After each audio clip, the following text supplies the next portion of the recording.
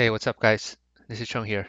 So today, I want to talk about this 363 max sum of rectangle no larger than k. Mm, I think this is a great problem. It's a hard one, and yeah.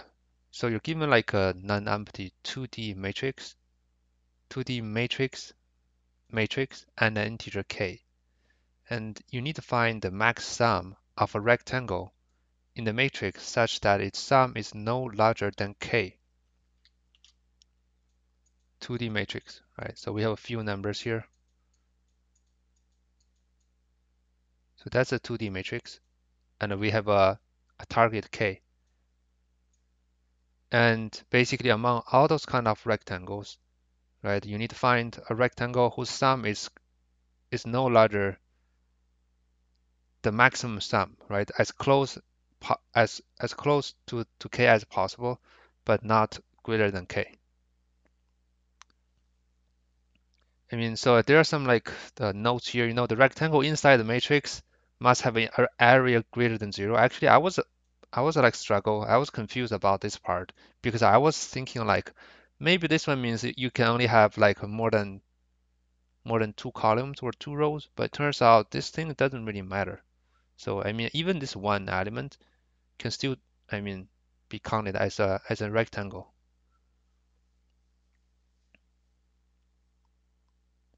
Or yeah, because I think the one of the example is like treating this is one number as like a valid like a valid column or a row. So anyway, and the second one, we'll talk about the second one. Actually, the second one is more like a follow-up question. We'll talk about this one later. So let's try to think about this problem, right? I mean, so the brute force way is what? So it's simply just try all the possible rectangles, and we get the sum of each rectangles, and we compare with k, right? So what's gonna be the time complexity for that? So let's say we have a m times n uh, matrix here. So to loop through all the rectangles, so it's gonna be what? So we have like m rows. So to get all the combination of the rows, we have, I mean the range of the rows, we have m square, right? And the same thing for the columns, right? So from to loop through all the pairs of the columns, we also need like an n square. That's basically the time complexity, right? I mean, of course, for the forget the sum of the rectangles, we can easily use like a pre-sum, like a 2D pre-sum, right? Then we can simply do a O1 to calculate the sum of this rectangle. So the total complexity for this brute force is like m squared times n squared. I mean, it's definitely doable, right? But I think what's make this problem a hard one is that we have to find a better solutions, a faster one than this one. So the way we're doing it, if we are still considering like a 2D like a matrix, so any strategy or any technique will be hard to apply on. For example, the DP or the binary search, right? I think actually for this one, the improvement we will be using here is by using a binary search. But in order to do that, we need to somehow convert this 2D problem into a 1D problem, right? So basically, the way we're converting it is we're max sum of rectangles no larger than k. So we're gonna convert this one to what? To a maximum sum of array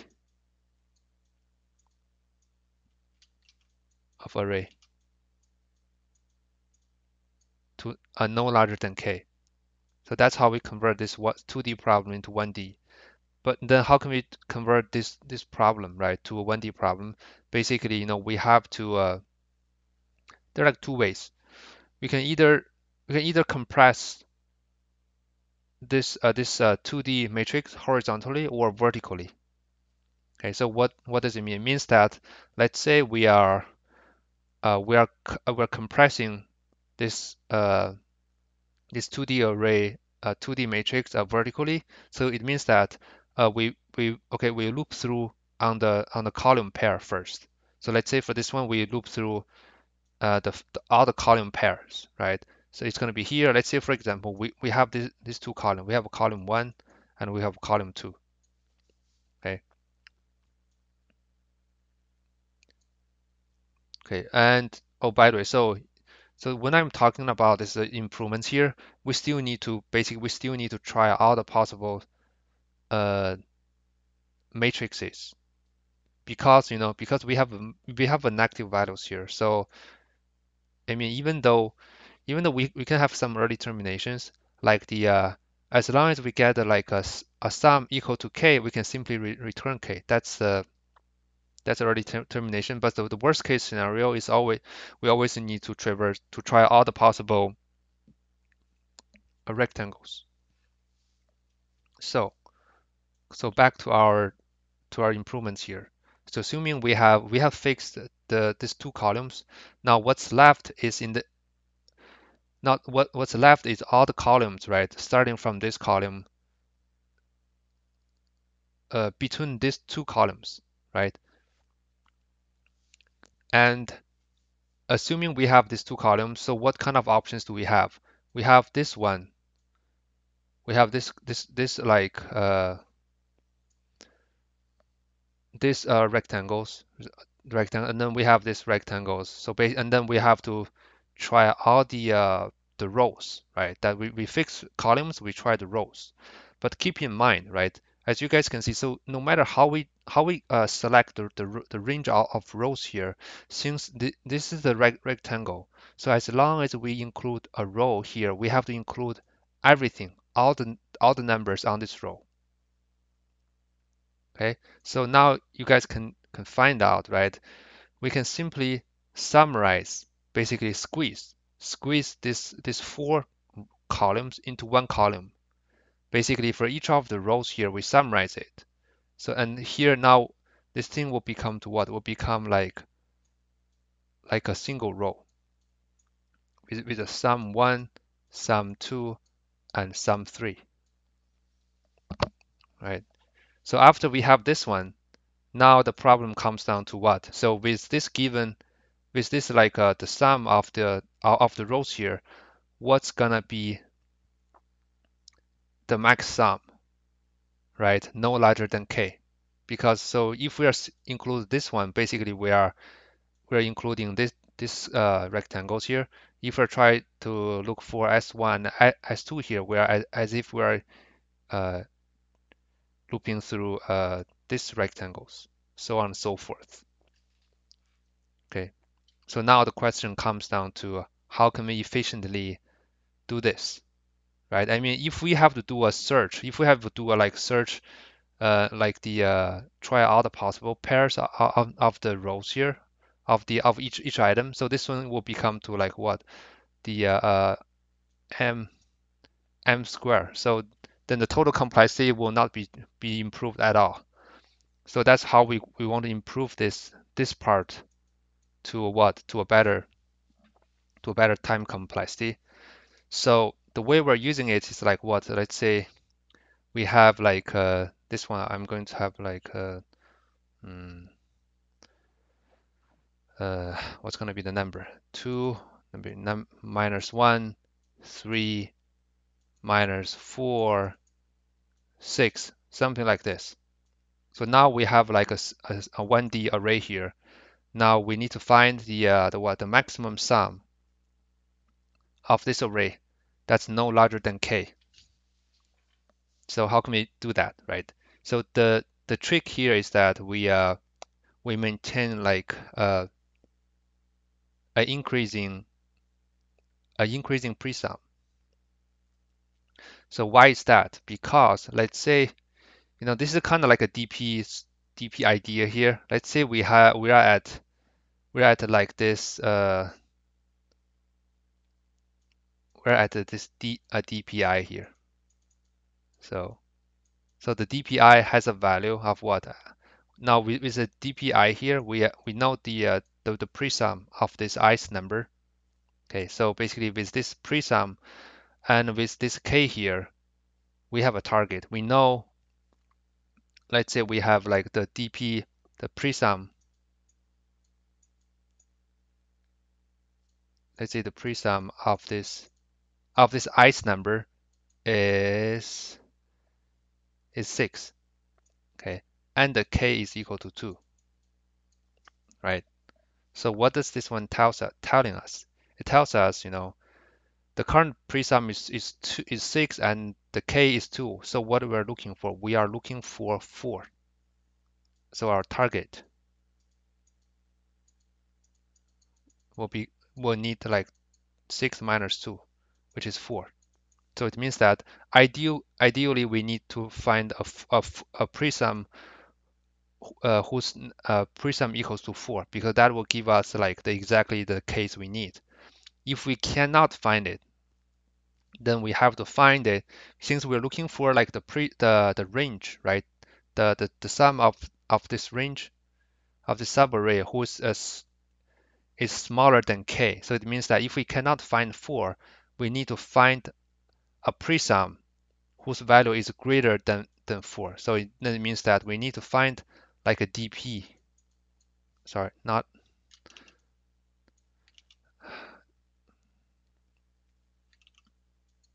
I think it's better to call it this a presum. Presum here. So it means that we need to find like a presum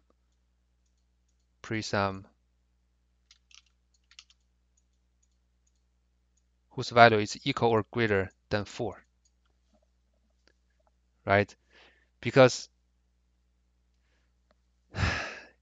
if we cannot find it, then it means that there's no subarray that whose sum is smaller than k. So we have to find one either equal to the target or greater than the target. Then we know, okay, that's the value. That's the closest sum we can get for the to the current number here.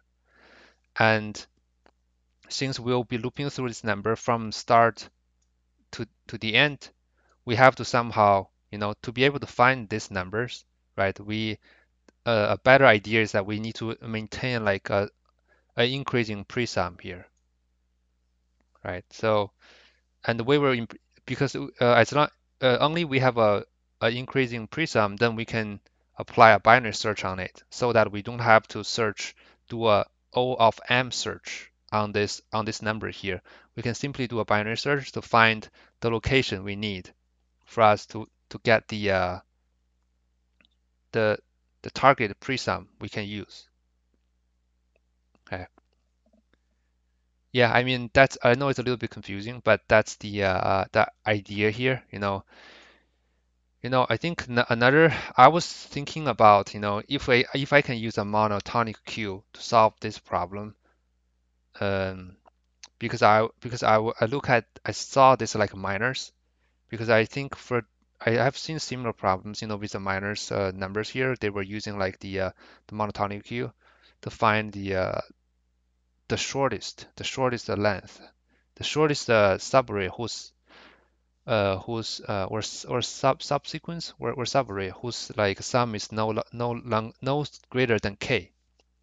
So same like this one, but uh, it's different. So this one is different because uh, because here we are looking for the sum the value, the closest value, not the length.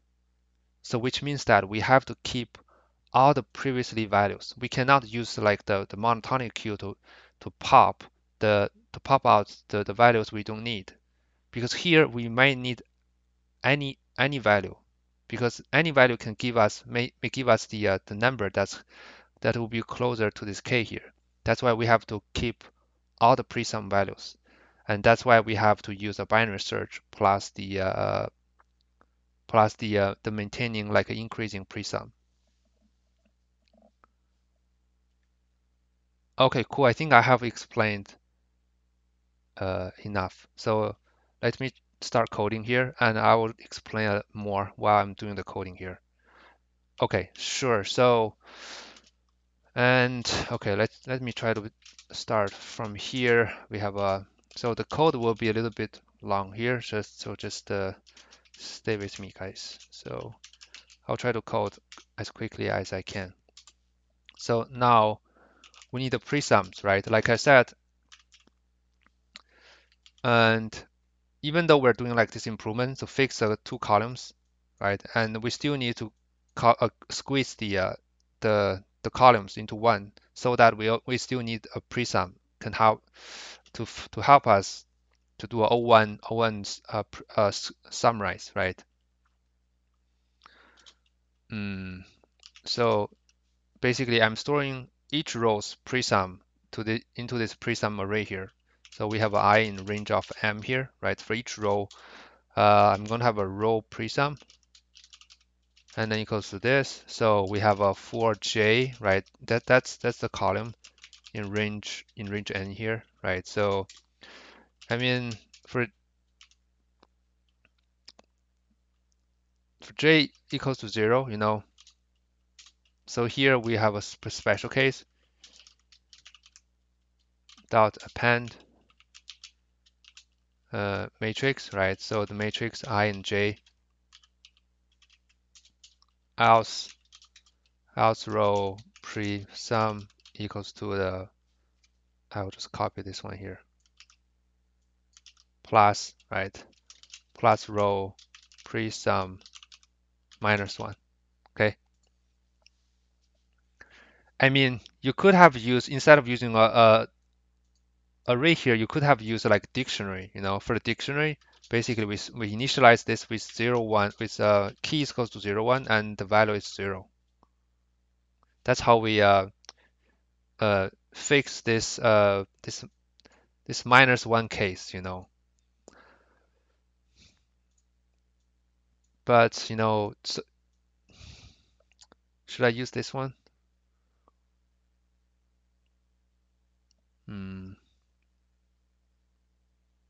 No, I'll just stick with my original approach here. So by using like another array here. So that's how we populate this row here, right? And then in the end here, we do a presums dot append this row presum, okay? So that's how we calculate this presum. And then here we have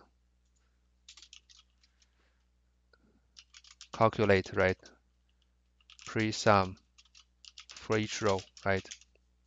So now it's the main logic part. So we have answer equals to the minus system dot matrix size, right? Since we're getting the maximum.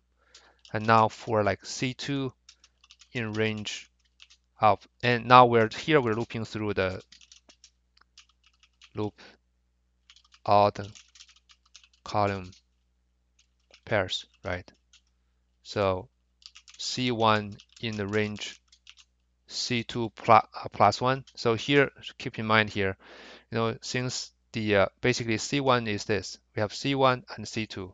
That's why in the outer loop I have C2 because I'm looping through the C1 before C2. That's why I call this one C2 and the inner one C1. And here I'm doing a C2 plus 1 because even this one, the column itself will still be considered as a valid matrix. That's why I do a C2 plus 1 here, not C2. Because if I do C2 here, so the single column will be skipped, right? So, okay. So now I have to compress, right? Compress the rows, okay, between C1 and C2. So I'm gonna have like current array here, right, equals to this one.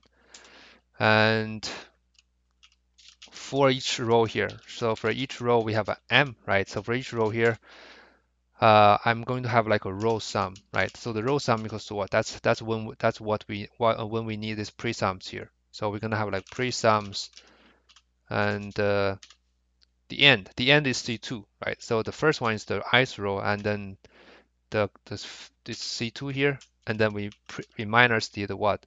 The presums of I, and C1 minus 1. No, actually, this is the part uh, uh, if we have like array like the a dictionary with a minus 1 0 0 here, that will help us to save a little bit code here because we have a pre-sum 1, 2, 5, and 6. Okay, so if you want to get the pre-sum from this to here, so what's the total? I mean, from the beginning to here, we need to have like 2 minus what? 2 minus 0. The 0 actually there's like a 0 here, like a dummy 0 here, the one before the first element. That's what this one is being used because if the c is equal to 0, we have a minus 1 here. So we should have ideally we should have a 0 for minus 1 index here.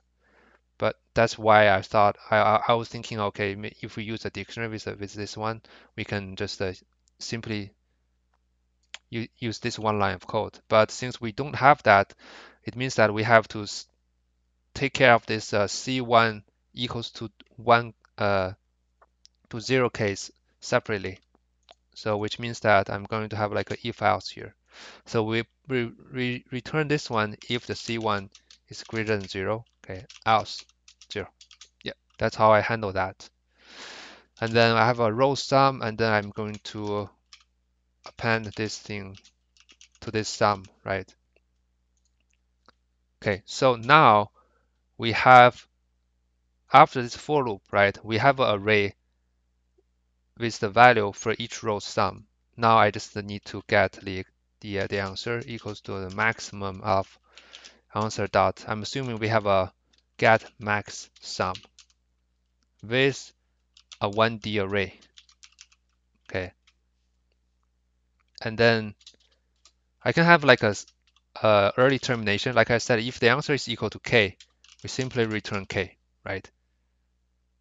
Because the k is the best answer, and there's no need to continue. Otherwise, we return the answer.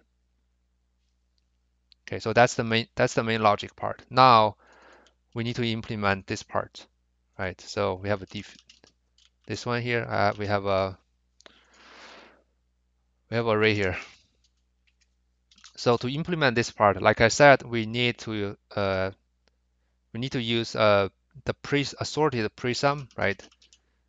Presum plus a what? Plus the binary search. Okay, so this is how we do it. And like I said, we need a running sum, right? We need a running sum to get the target. So now for a number in the array, right?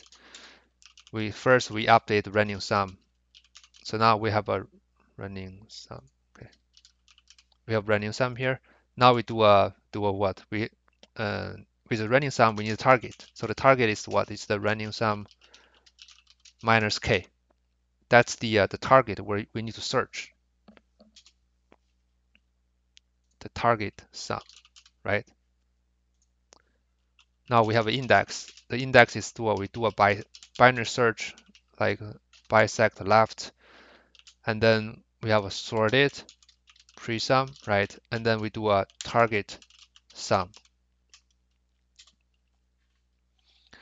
So, for the binary search, there are like some edge cases you need to be careful here. Actually, I spent some times to try to fix these edge cases here.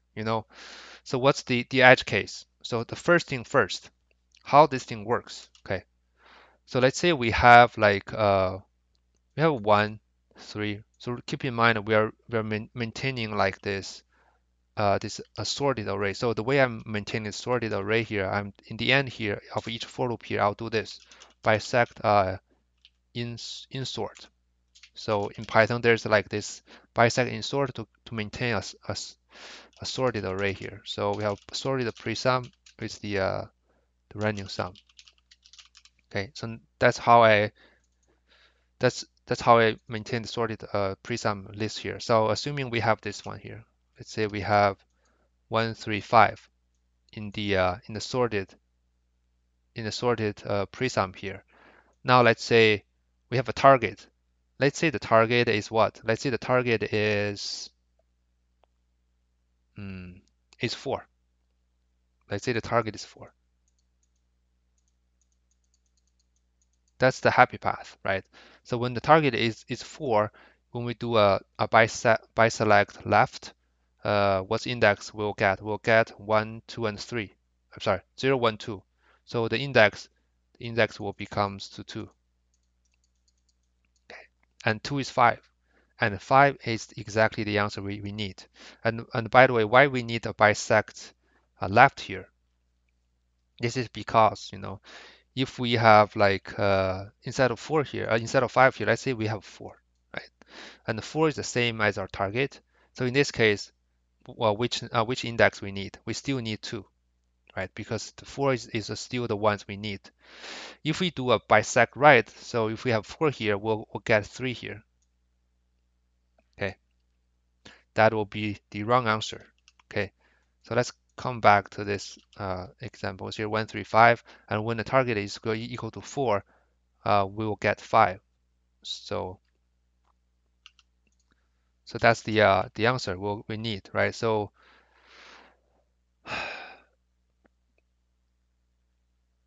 basically the answer will become to what? To this okay, I'll write this one first. The running sum, right? Minus, right? Sorted pre sum dot index. So this is the happy path, right? So that's how we get the best answer so far, right? Because with the running sum, and we subtract the first pre-sum whose value is equal or greater than the target, then we got our current best answer, and then we maintain a max value among all of them, right? And of course, we can also do our answer equals to k. We break, okay?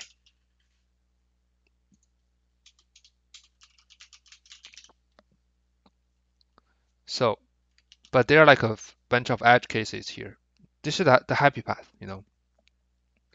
Okay, so the next example is like this. What if this target is not 4? What if the target is 6? So what does 6 means? So 6 means if we do a binary search on this one, it will give us, instead of 2, it will give us 3, right? So what does 3 means? 3 means we cannot find basically all the numbers. All the numbers in this array is smaller than the target. So it means that we cannot find a pre-sum whose value is either equal or greater than the target. And it means that with the current running sum, there's no way we can get a subarray whose sum is no larger than k.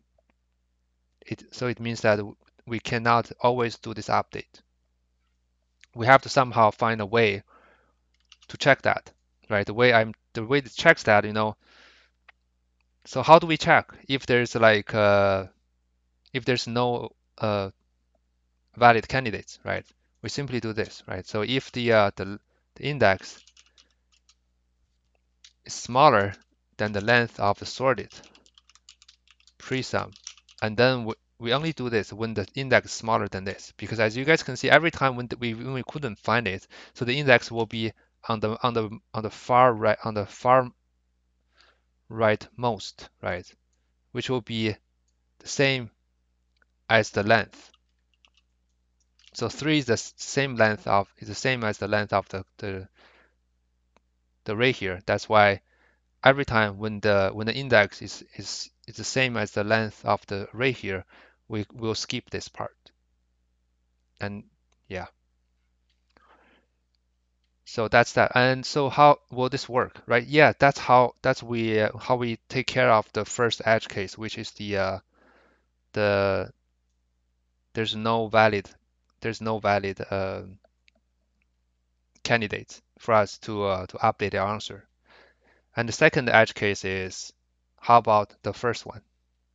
How about the first numbers? So when the first numbers comes in, how are we going to check these things here, right? And let's go over our logic one more time here. Let's say when this one is empty and the first number is 2, okay? And then we have running sum equals to 2 here, and the binary search, since this one is empty, we will get what? We'll get 0, right? The index will be 0. And is 0 smaller than 0? No. And it will skip, okay, right? And then it will insert this one to the to this sorted pre-sum. So which means we didn't compare we didn't compare the first number. How can we do that? How can we fix this issue? Because we still need to compare the first number, right? Because let's say if the first number is 2 and if the k is equal to 3, 2 is smaller than 3. So it should go inside here, right? It should go inside here to update the answer. You know, two ways to fix this. We can simply do like another if statement to handle when the sorted pre-sum is empty. We can simply check if the first number is smaller than 3. If it is, we simply update the answer, right? If not, we just continue. That's the first approach. I think that's the like a easier approach. Actually, the more I thought about it, another way is that we initialize we initialize a 0 inside here. So how will this thing works? This is actually this is a tricky fix here. So let's say at the beginning we have 0 here. Let's say we have 2 and the k is equal to 3, right? So the target. What's the target here? So the target will become to 2 minus 3 will be minus 1, right? And with minus 1 here, right? If we do a binary search, we'll get 0, right? So we'll get 0. So 0 is smaller than 1 because we already have a 0 inside there. That's why we're gonna do like what? The running sum is like it is 2. So 2 minus 0 will equals to 2, right? That's how the 0 will help us fix that. So that's the 2 scenario, right? That's the valid case scenario. And the second scenario case is like what? It's 4. Let's say the first number is 4. 4 is greater than 3, right? So which means that the first number cannot be treated as a valid answer. And how this thing will, let's run our code one more time. So with 4 here, right? So 4 minus 3 is equal to what? Equals to 1. So the target sum is 1. And now let's do a binary search one more time. So with this 0 in the sorted pre-sum list, we search 1. The index is what? So now the index will be 1 because 1 is greater than 0. And 1 is equal than the length, which is 1. That's why it will skip this part. Okay, cool. I mean, that's how we fix a trick here. It's a tricky fix to fix the first number scenario. Okay, cool. Now, finally, let's try to run the code here. All right, run. All right, cool. So this one accepted and submit. All right, okay. One shot. Cool. Yeah, I know it's a long implementations and there are like a few edge cases we need to be taken care taken care of. So how about time? What's the time complexity for now, right? So the time complexity is this. So we have like the n square here, right? So we have a 2 for loop here. That's going to be n square. And here we have another for loop for the m. So we have an m here. And here, actually, you know what? This is just m, m here, and this is the more expensive part. So for each of the n square, we have this get max sum. So here we have like the number of array here is m, right? So we have m here, and for each m we have like a binary search. That's gonna be the log m, right? Yeah. So yeah. So basically, now the time complexity becomes to the n squared times m times log m. Yeah, because here there's a log m to binary select, and here is also a log m. Okay, cool.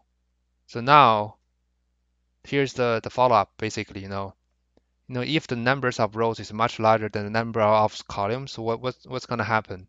But okay, I think our problem, our solution is exactly the answer for this. Since the row is much larger than the columns, that's why we need to do a log m on the rows here. And if the follow-up question is what if the row is small but the columns are large, right? Then which means that the n is way bigger than m. So in this case, we will reverse our solution here. Basically, we'll fix two rows here. We'll fix two rows and we'll compress the column in between. In that case, our solution will be the time complexity will become to m squared times n times log n. So basically, whichever number is greater, we'll put that number into this log n here.